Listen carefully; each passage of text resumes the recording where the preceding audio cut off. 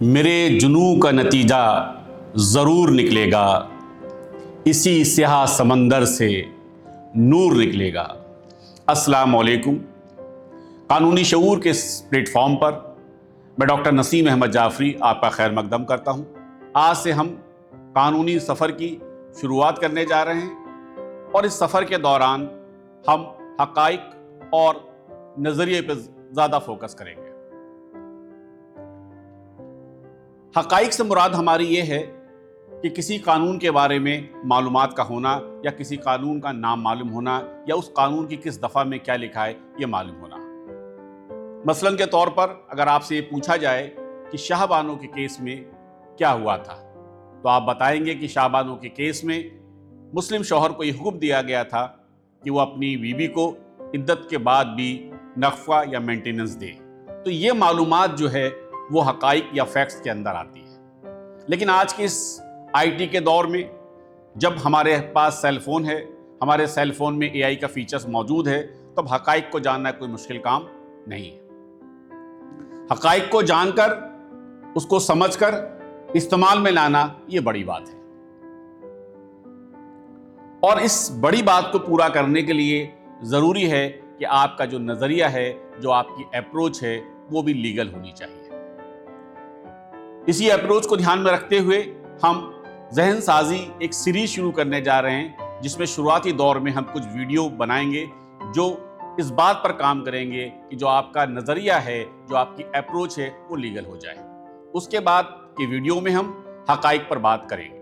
ذرا تصور کیجئے کل صبح جب آپ سو کر اٹھتے ہیں اور آپ کو معلوم ہوتا ہے کہ اس ملک میں کوئی بھی قانونی نظام موجود نہیں ہے، نہ کوئی عدالت ہے، نہ کوئی تھانہ ہے، نہ کوئی کچہری ہے، اور نہ ہی کوئی ٹریفک رول ہے۔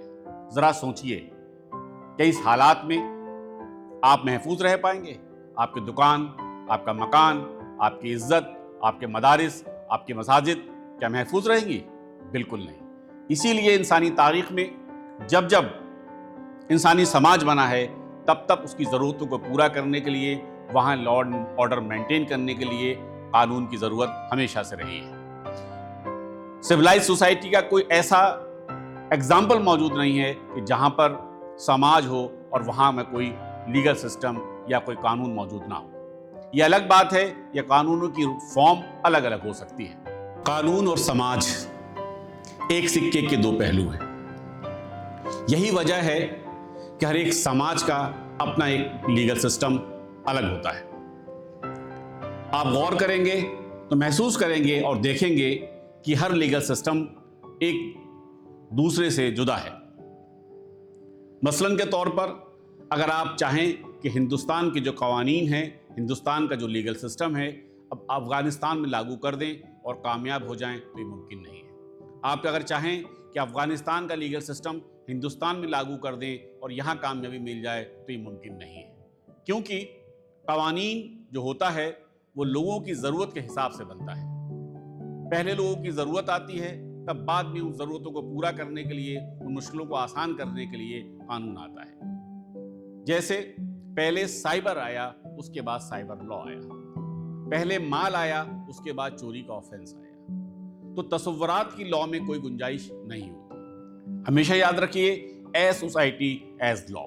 اگر آپ کسی لیگل سسٹم کو سمجھنا چاہتے ہیں تو وہاں کے قانون کو پڑھ لیجئے، آپ کو سمجھ میں آ جائے گا کہ وہاں کا معاشرہ کتنا ڈیولپ ہے، یا کتنا اوپن مائنڈیڈ ہے، یا کتنا ٹریڈیشنل ہے۔ اسی چیز کو دھیان میں رکھتے ہوئے آج ہم نے پہلا ٹاپک جو چنا ہے اس سیریز کا، وہ ہے کہ قانون کا احترام کیوں؟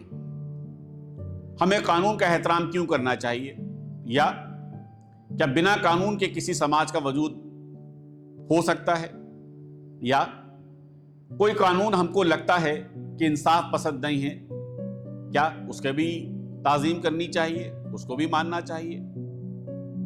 یا اگر کسی سماج میں لا نہیں ہوگا تو کیا ہوگا؟ آئیے ہم دیکھتے ہیں کہ کسی قانون کو ہمیں کیوں ماننا چاہیے یا اس کا احترام کیوں کرنا چاہیے۔ قانون کا احترام کرنے کے لیے جو پہلی وجوہات ہے یا پہلی وجہ ہے وہ یہ ہے کہ قانون کا احترام کرنا ہمارا آئینی فرض ہے۔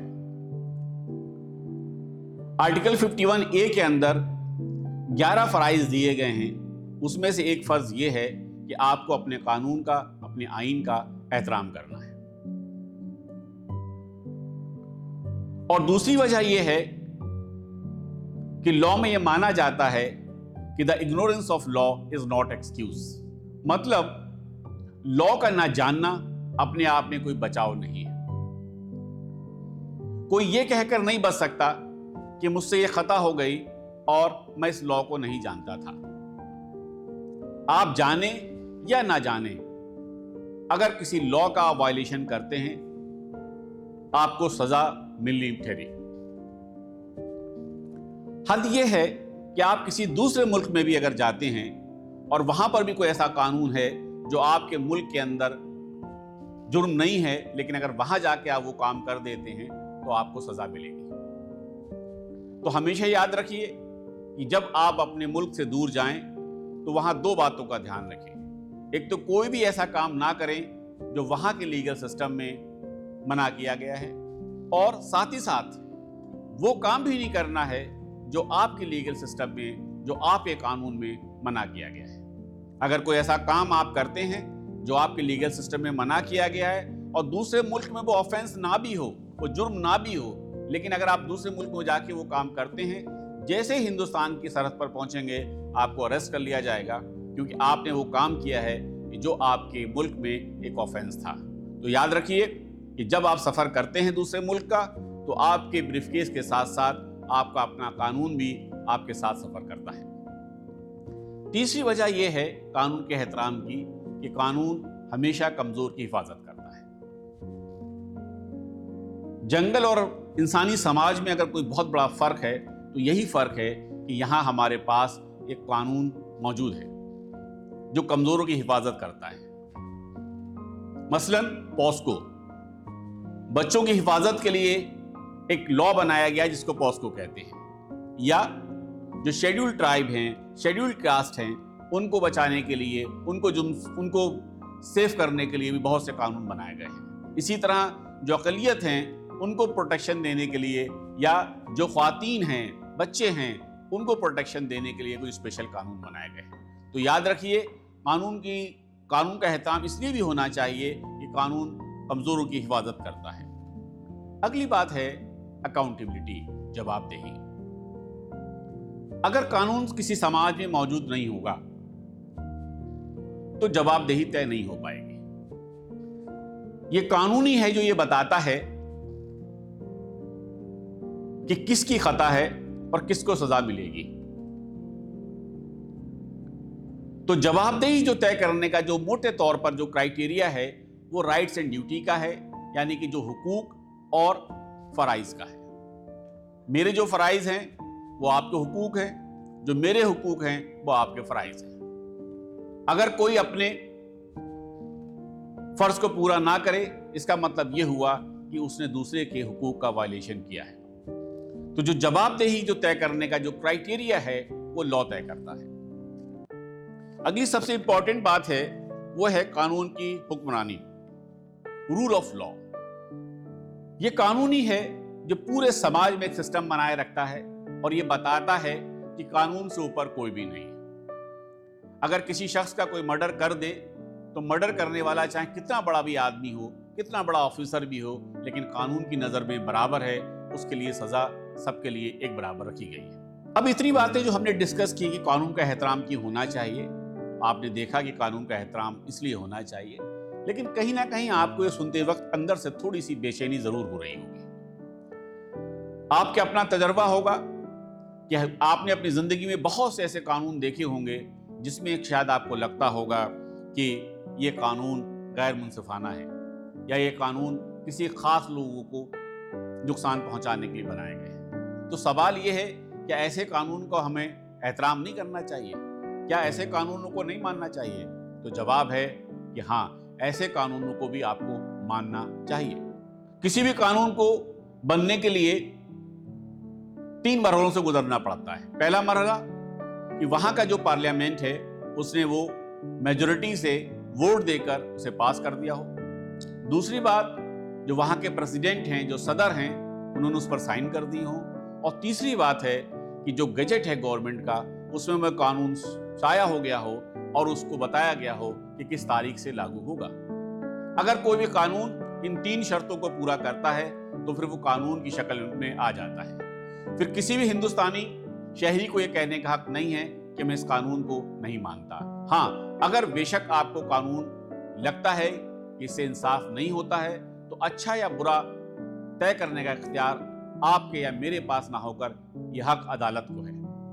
और अदालत को भी यह हक मनमाना नहीं है, बल्कि जो आईन के अंदर जो क्राइटेरिया तय किया गया है, जो उसूल बताए गए हैं, अगर उन उसूल की कसौटी पर यह कानून खरा नहीं उतरता है तो अदालत को यह हक है कि इस कानून को खत्म कर दे। लेकिन जब तक यह कानून खत्म नहीं हो जाता, जब तक हम आप सबका फर्ज है कि इस कानून की हम इज्जत करें। ये अलग बात है कि हम एक अच्छे अंदाज में अपनी बात रख सकते हैं, एग्री या डिसएग्री कर सकते हैं, लेकिन जहां तक ना मानने वाली बात है, कानून को अपने हाथ में लेने वाली बात है, ये अच्छे शहरी की पहचान हरगिज नहीं है। तो आइए हम सब ये अहद करते हैं कि हम आज से कानून का एहतराम सिर्फ इसलिए नहीं करेंगे कि अगर हम कानून का एहतराम नहीं करते तो हमें सजा मिलेगी, बल्कि कानून का एहतराम हमें इसलिए करना है और इसलिए होना चाहिए कि हम एक अच्छे शहरी बनना चाहते हैं, हम अपने मुल्क की तरक्की चाहते हैं और 2047 तक इस मुल्क को हम एक विकसित या कामयाब मुल्क बनाना चाहते हैं। आज के लिए इतना ही। अगले वीडियो में हम जल्दी मिलेंगे और डिस्कस करेंगे क्या अदालतें वाकई इंसाफ करती हैं या जो अदालती इंसाफ है उसको हम किस नजरिए से देख सकते हैं। खुदा हाफिज।